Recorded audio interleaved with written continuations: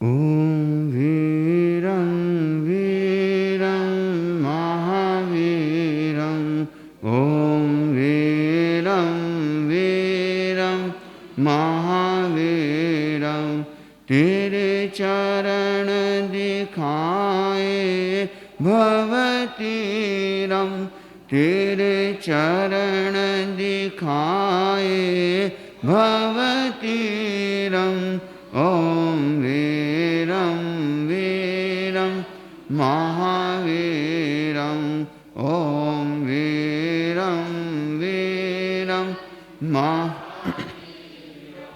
तुमने आत्मा का ज्ञान किया तुमने आत्मा का आत्मा का ही संधान किया आत्मा का ही संधान किया टूटी कर्मों की जंजीरम टूटी कर्मों की जंजीरम ॐ वीरं वीरं महावीरं ॐ वीरं वीरं यह द्वेष क्लेश का कारण है यह द्वेष क्लेश का कारण है यह राग दुख विस्तारण है यह राग दुख है वीतराग रक्षा चिरं है वीतराग रक्षा चिरं ॐ वीरं वीरं महावीरं ॐ वीरं वीरं बाहर दुनिया का मेला है बाहर दुनिया भीतर जो सदा अकेला है भीतर जो सदा आत्मा की शरण हरे पीड़म आत्मा की शरण हरे पीड़म ॐ वीरं वीरं महावीरं ॐ वीरं जन्मों के जो संस्कार बने जन्मों के जो आत्मा का शुद्ध स्वरूप हने आत्मा का शुद्ध स्वरूप हने शोधन करना बन कर धीरं शोधन करना बन ॐ वीरं वीरं महावीरं ॐ वीरं वीरं महावीरं तेरे चरण दिखाए भवतीरं तेरे चरण दिखाए भवतीरं ॐ वीरं वीरं महावीरं ॐ वीरं वीरं महावीरं ॐ वीरं वीरं महावीरं। विषय पर प्रस्तुति मुनि हेमंत कुमार जी। अरहंतो भगवन्त इन्द्रमहिता सिद्धाश्च सिद्धिस्थिता आचार्या जिनशासनोन्नतिकरा पूज्या उपाध्यायका श्री सिद्धांत सुपाठका मुनिवरा रत्नत्रयाराधका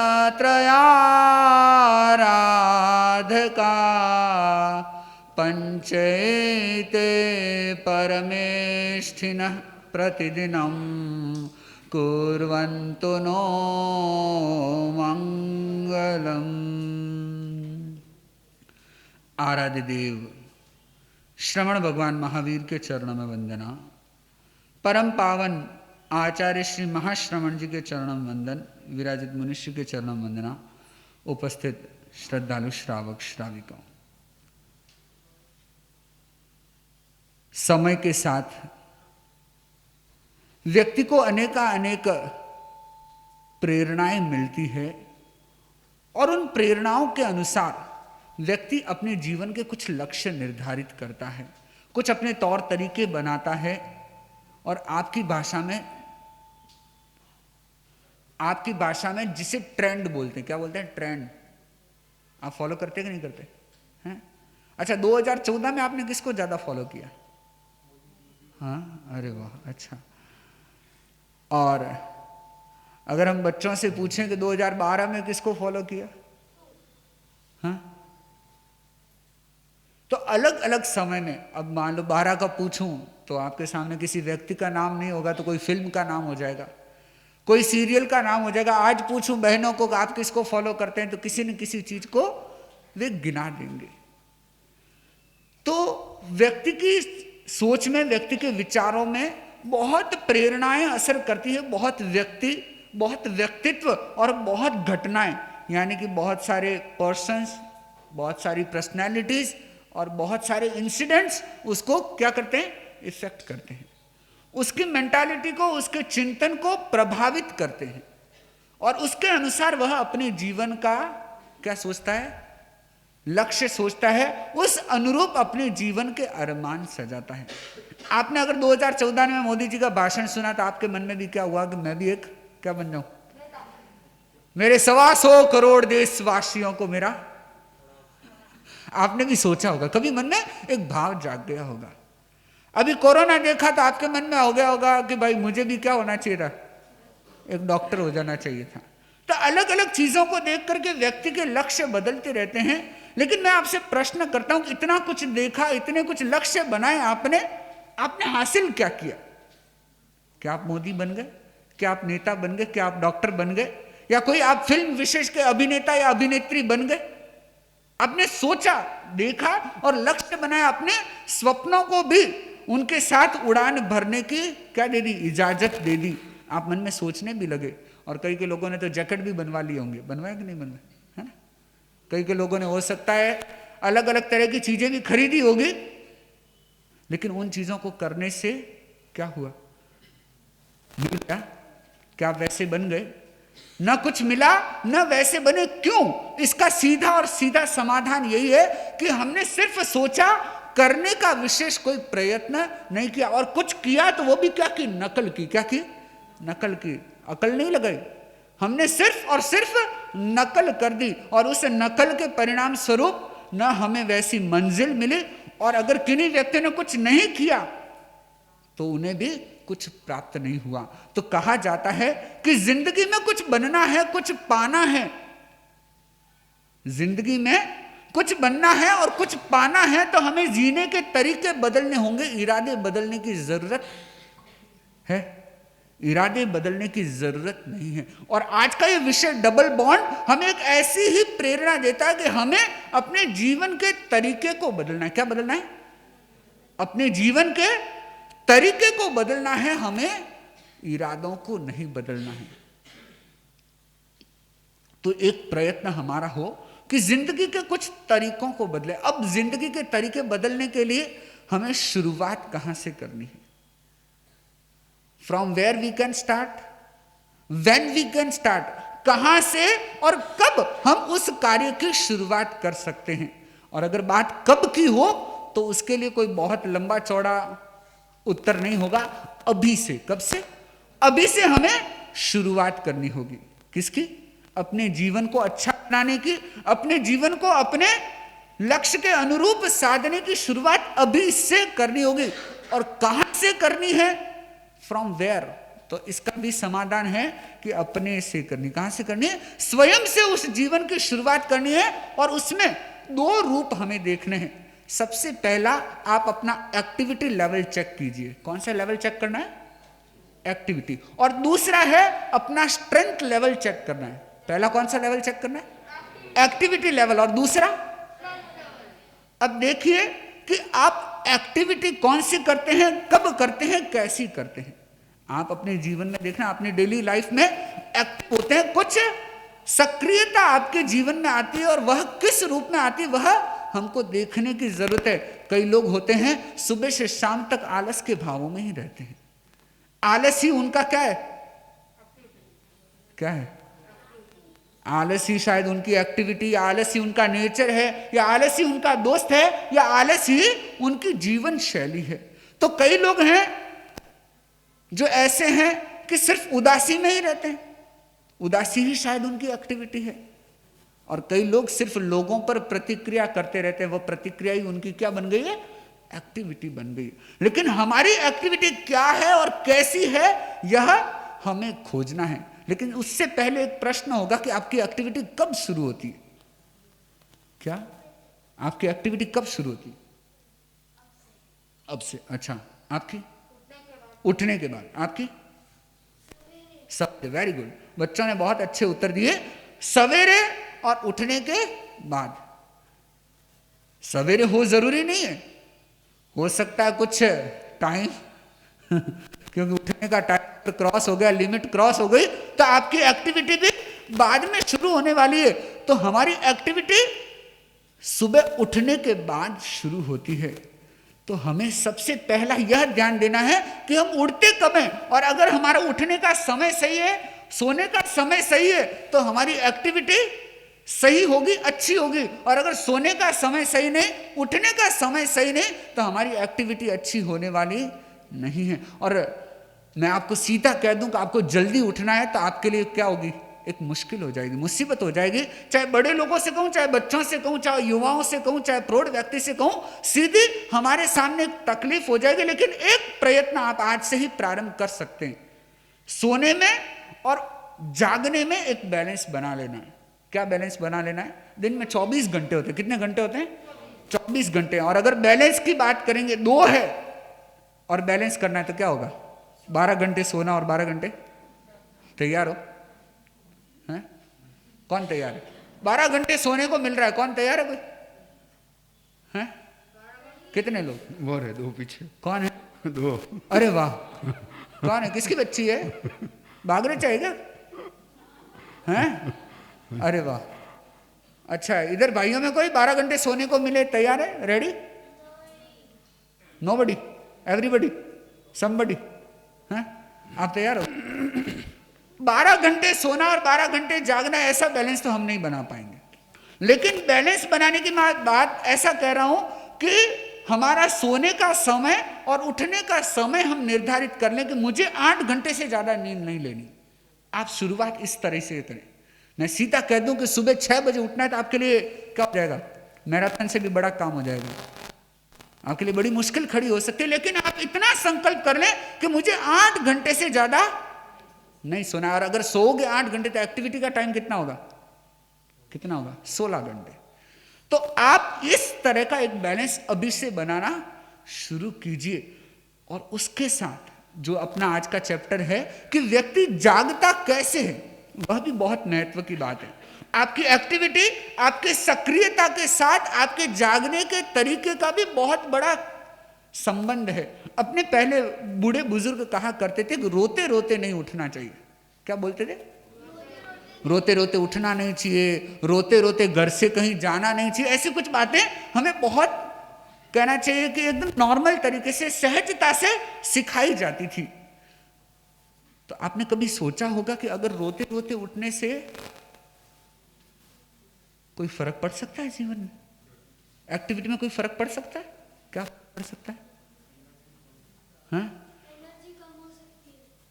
बहुत सारे इसके पक्ष प्रतिपक्ष देखने को मिल सकते हैं, हालांकि आज अपना वह विषय इतना नहीं है, लेकिन कुछ रूप में है।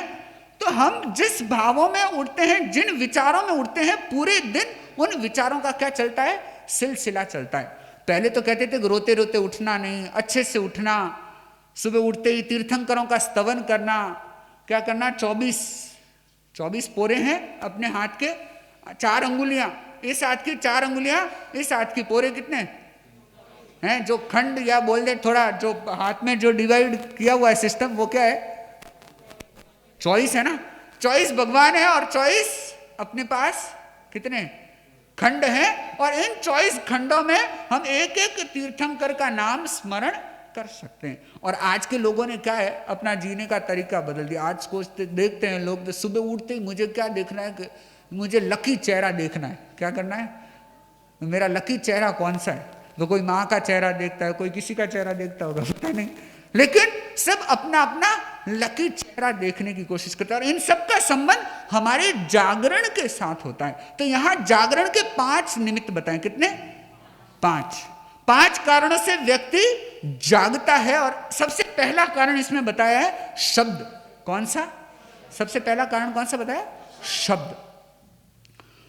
अचानक कई बार कोई शब्द होता है और व्यक्ति क्या होता है? उठ खड़ा हो जाता है। सबसे पहला तरीका कौन सा बताया? शब्द। और अचानक शब्द होता है। कई लोग अलार्म लगा के सोते हैं। कई बार लोग हमको आके पूछते हैं, मैडम आपको अलार्म लगाना पड़ता है क्या सुबह? क्या पूछते हैं? अलार्म लगाना पड़ता है। लेकिन हमारे पास एक नेचुरल अलार्म है, और वह अलार्म है कि आप अपने सबकॉन्शियस माइंड को एक थॉट दीजिए, एक ऑर्डर दीजिए कि मुझे सुबह 3 बजे उठना है, मुझे सुबह 4 बजे उठना है। और मैंने कई बार इसका चमत्कार देखा है।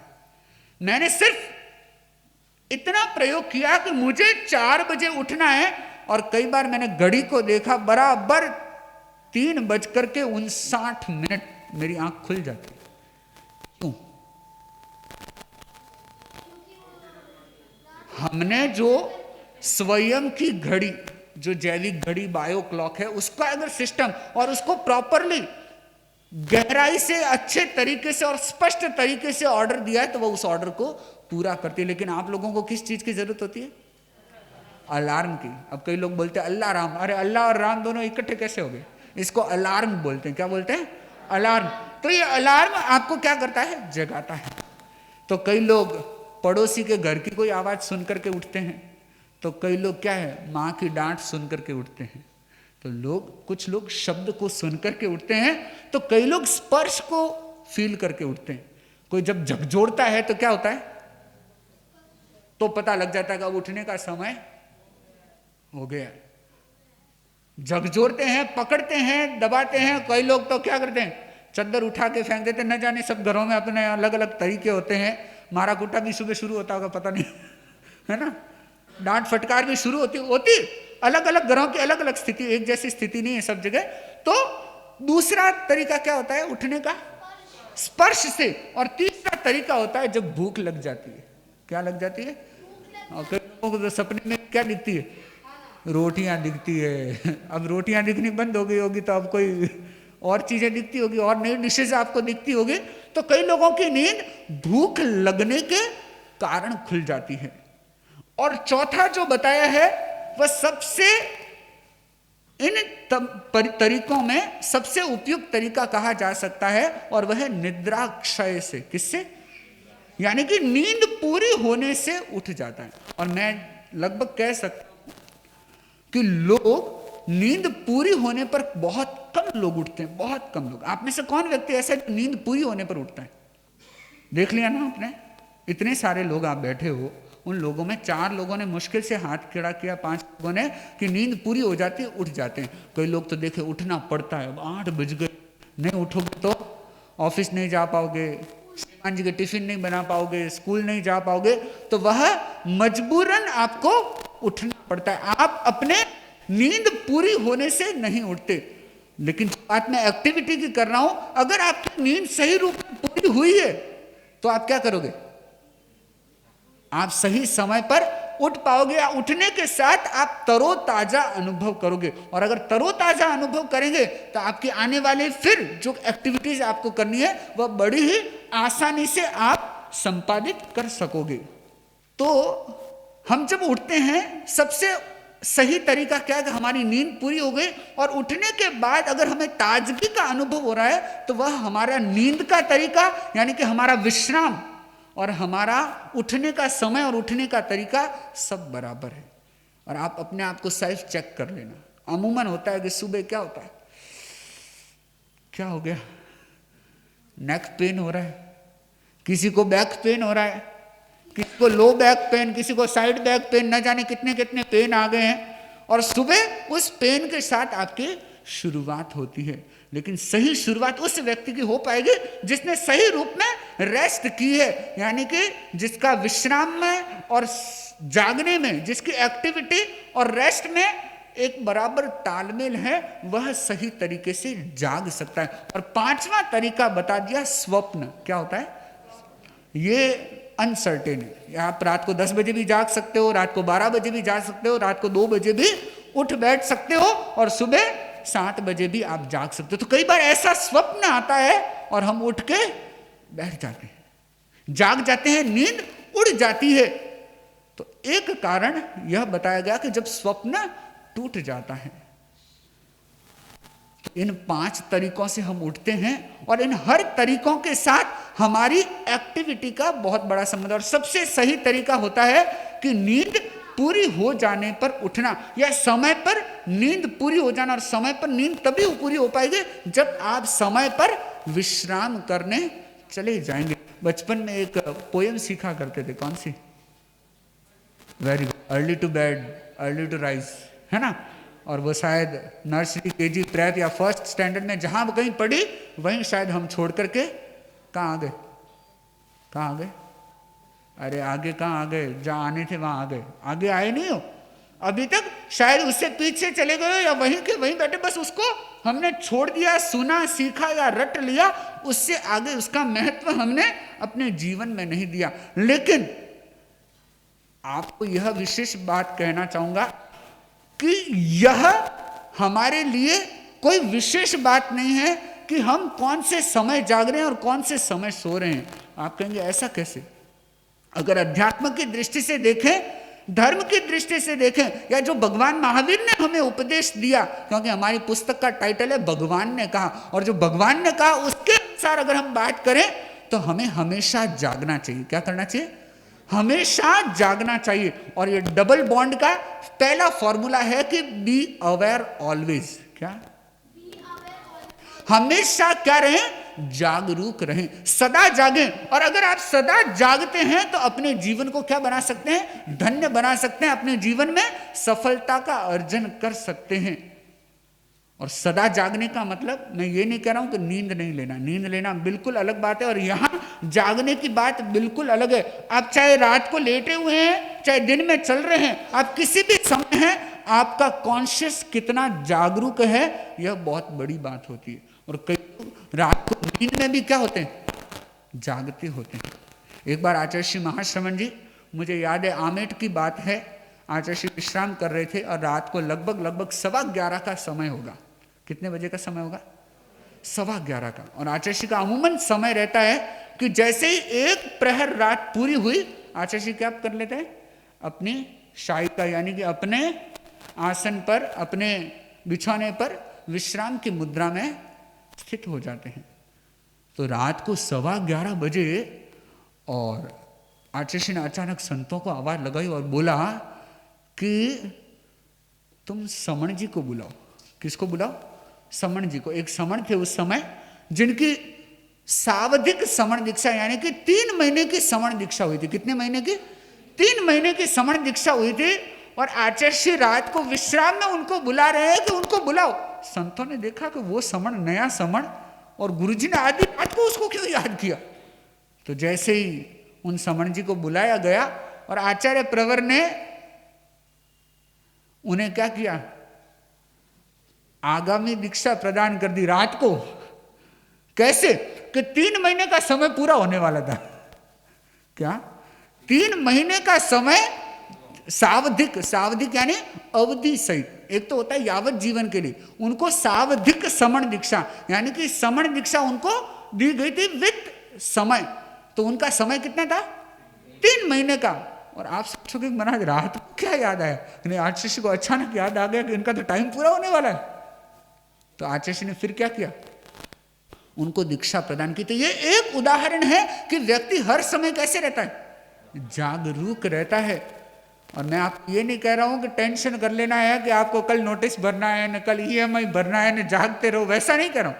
लेकिन अपनी जिंदगी के प्रति, अपने चेतनता के प्रति हमें जागरूक होना है। और जो व्यक्ति जागता है वह सफलता का अर्जन करता है। तो हम एक निद्रा जिसका संबंध हमारी एक्टिविटी के साथ है, और एक ऐसा अवेयरनेस का पॉइंट जो हमारे जीवन को एक सफलता प्रदान करता है। तो भगवान महावीर ने जो उपदेश दिया है वो पहला फॉर्मूला हमारे लिए है कि हमें हर समय जागते रहना है। और रही बात नींद की, तो नींद में यानी कि विश्राम में और श्रम में एक संतुलन हमें बिठाना है, जिससे कि हमारी एक्टिविटी सही हो सके। तो सबसे पहला लेवल हम चेक करते हैं हमारा एक्टिविटी लेवल, और दूसरा लेवल हम चेक करते हैं हमारा स्ट्रेंथ लेवल। क्या चेक करते हैं?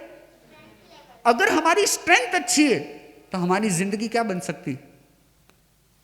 क्या बन सकती है? अच्छी बन सकती है। अच्छा, मैं आप लोगों से पूछना चाहूंगा कि आपकी स्ट्रेंथ क्या है?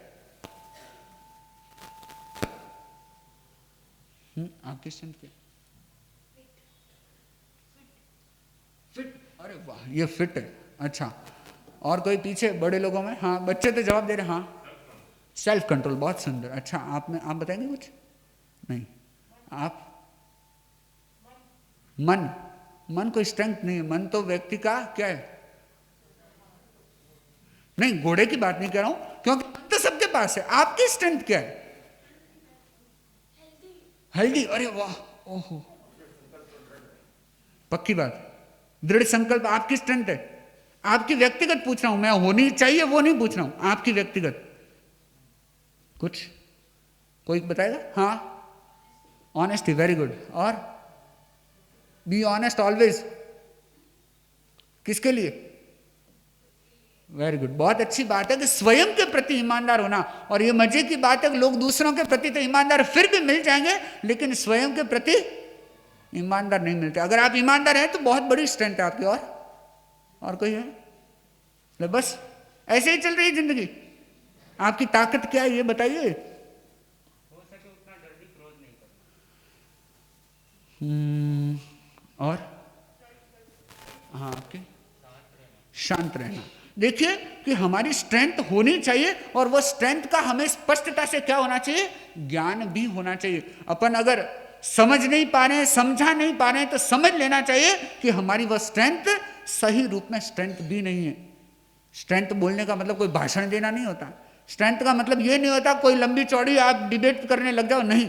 आपको स्पष्ट पता होना चाहिए कि ये मेरी ताकत है। तो आपकी ताकत क्या है यह भी आपको पता होना चाहिए।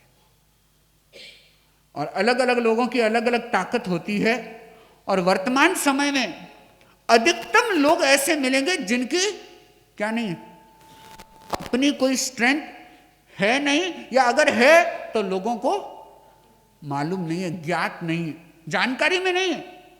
और जब पता नहीं है, जानकारी नहीं है, तो उस स्ट्रेंथ का उपयोग क्या है? वह होना या नहीं होना हमारे लिए एक समान है, उसका हमारी जिंदगी में कोई बहुत बड़ा उपयोग नहीं। और भगवान महावीर ने जो स्ट्रेंथ के बारे में समझाने की कोशिश की, भगवान महावीर ने 4 उदाहरण दिए। कितने उदाहरण दिए? 4 उदाहरण, और 4 ही गोले। कितने गोले? 4 गोलों के माध्यम से उदाहरण दिए हैं। सबसे पहला गोला बताया मोम का गोला। कौन सा गोला होता है? मोम का गोला। और मोम के गोले की खासियत क्या होती है? अरे खासियत पूछ रहा हूं, कमजोरी नहीं पूछ रहा हूं। है पिघल जाना, वो खासियत है। अच्छा, बहुत सुंदर, कि स्वयं जल के दूसरों को, या स्वयं जल के नहीं, स्वयं पिघल के दूसरों को बनाए रखना, यह उसकी बहुत बड़ी ताकत होता है। तो लेकिन एक तरफ हम जब देखते हैं कमजोरी, तो यहाँ कमजोरी के बारे में बताया गया कि मॉम की एक कमजोरी होती है कि वह ताप को झेल नहीं पाता, और इसमें दोनों चीजें, वही चीज उसकी ताकत भी है और वही चीज उसकी कमजोरी भी है। वह दोनों तरफ से पिघल ही रहा है। जैसे उसको हीट मिली, जैसे उसको ताप मिला, तो क्या होता है, मॉम पिघलने लगता है। सूर्य के ताप में भी मॉम कुछ अपना डिश शेप हो जाता है, अपना शेप खो देता है, कुछ पिघल जाता है। तो मॉम है, नॉर्मल टेम्परेचर को तो सहन कर लेगा, लेकिन धूप को भी सही तरीके से सहन नहीं कर पाएगा। और दूसरा गोला कौन सा होता है, लाख का गोला। लाख को इंग्लिश में क्या बोलते हैं, लाख जिसकी चूड़ियां बनती है, कंगन बनते हैं, और कहते हैं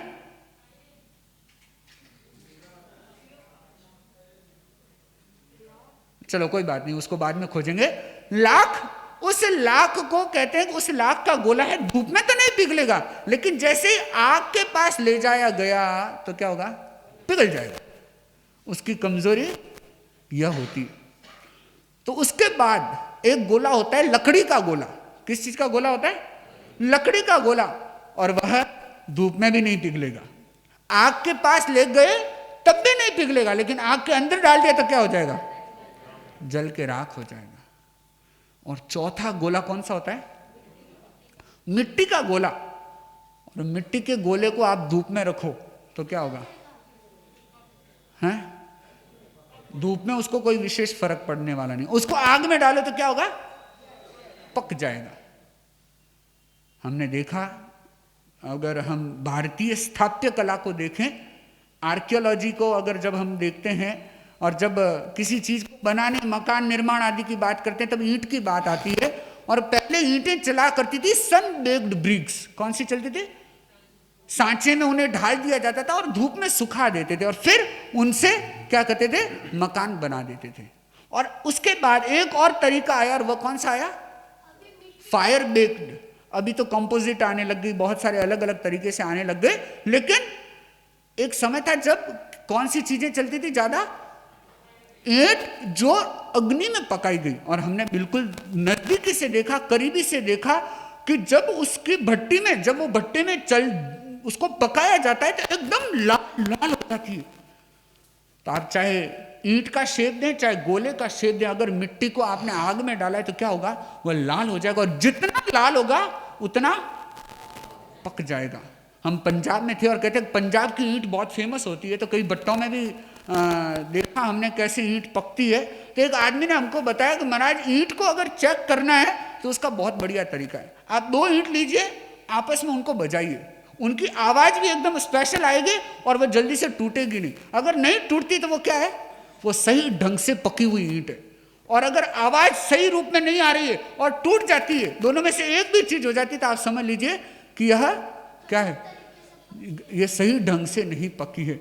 तो कहने का मतलब, जब आग में उस मिट्टी के गोले को डाला जाता है तो वह उतना लाल, जितना लाल होगा उतना क्या होता चला जाएगा, पकता चला जाएगा। ऐसे ही इंसान होता है, ऐसे ही इंसान की स्ट्रेंथ है कि वो जितना सहन कर पाता है उसके अनुसार उसको एक डिग्री मिली। कई लोग ऐसे होते हैं जो मोम के गोले के जैसे होते हैं, और आज के समय में लोग क्या करते हैं, सहन नहीं करना चाहते। वो सोचते हैं कि मुझे किसी भी हालत में प्रतिकार करना है, रिएक्ट करना है, सामने वाले को मजा चखाना है। और एक बार ऐसे ही हुआ, एक कहानी है, छोटी सी कहानी, लेकिन बहुत सुंदर तरीके से बताती है कि व्यक्ति क्या करता है, उसकी नेचर क्या है। देखिए, वंस देयर वाज ए लोमड़ी, क्या, वंस देयर वाज ए लोमड़ी, शी वॉज मारे खेत में बड़ी, क्या, शी वॉज मारे खेत में बड़ी, और आई एम काटड़ गयो, क्या, आई एम काटड़ गयो, शी वॉज दौड़ पड़ी, क्या। अब भाई असड़ा का रहा हूं, इंग्लिश देखो जैसी है वैसी है, चला ना काम। तो क्या, वंस देयर वॉज ए लोमड़ी, शी वॉज मेरे खेत में बड़ी, आई वॉज काटड़ गयो एंड शी वॉज दौड़ पड़ी, एंड आई एम डगड़ियो मारियो, क्या, डगड़ियो किसको बोलते हैं, पत्थर को, एंड शी वॉज धमके पड़ी, क्या हुआ, शी वॉज धमके पड़ी, आई एम देखण गयो, शी वॉज मरी पड़ी, क्या। और इस स्टोरी का मॉरल क्या है, मारे खेत में केलेण बड़ी, मेरे खेत में क्यों बढ़ी? यानी कि व्यक्ति क्या सोचता है, इस कहानी के माध्यम से एक स्पष्टता होती है कि किसी भी हालत में मेरे खेत में आई ही क्यों, है ना? ये मजाक नहीं। आज के व्यक्ति का नेचर है कि सामने वाले ने अगर कुछ गलत किया तो मेरे को भी पूरा अधिकार है क्या, रिएक्ट करने का।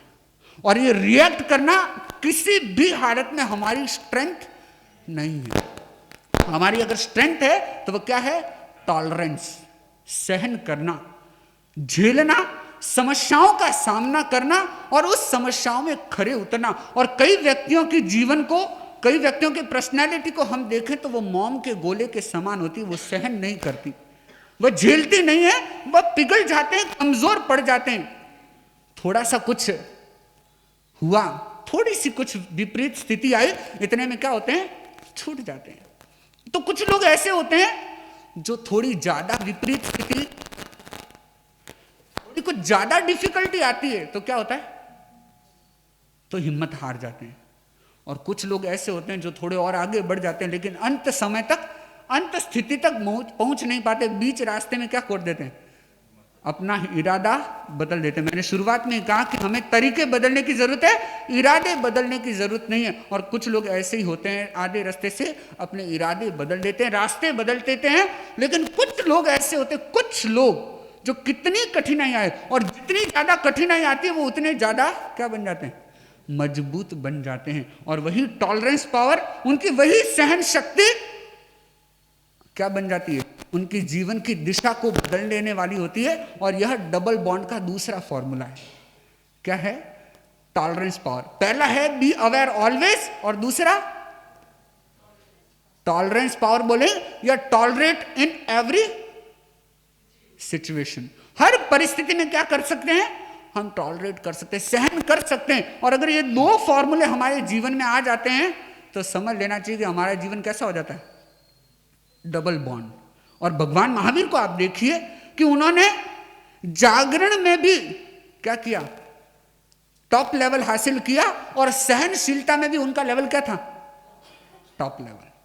और ये दो चीजें जो भगवान महावीर को, या ऐसा कहना चाहिए कि श्रमण महावीर, वर्धमान महावीर, बहुत सारे जिनके नाम उपनाम हैं, और उससे भी बड़ी बात हम कहें तो उन्हें तीर्थंकर महावीर बना देती है। तो ये डबल बॉन्ड, यानी कि दो चीजें जो हमारे जीवन को विशेष बना सकती है। तो इसे हम अपने जीवन में भी अंगीकार करने का प्रयत्न करें, उतारने का प्रयत्न करें। हम जागरूक रहें, चाहे कहीं भी हैं, किसी भी अवस्था में हैं, हमारी जागरूकता कम नहीं होनी चाहिए, हमारी अवेयरनेस डाउन नहीं होनी चाहिए। और दूसरी बात कि हमारी टॉलरेंस पावर, जो हमारी बहुत बड़ी शक्ति है, बहुत बड़ी ताकत है, वह इफेक्ट नहीं होनी चाहिए। अगर हम एक्शन का रिएक्शन करने की, इंस्टेंट या बिना सोचे समझे रिएक्ट करने की सोचते हैं, तो हमें आज से और अभी से सावधान होने की जरूरत है। तो बंधुओं बहनों, अगर आप चाहते हैं कि हमारा जीवन कुछ विशेष बदले, तो अपने जीवन के तरीके को थोड़ा बदलिए।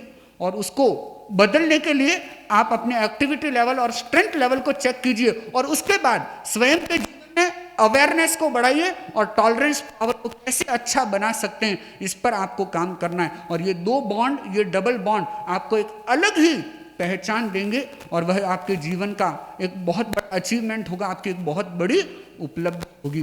तो आज के इस विषय से जुड़े हुए आपके कोई प्रश्न हो तो आप कर सकते हैं।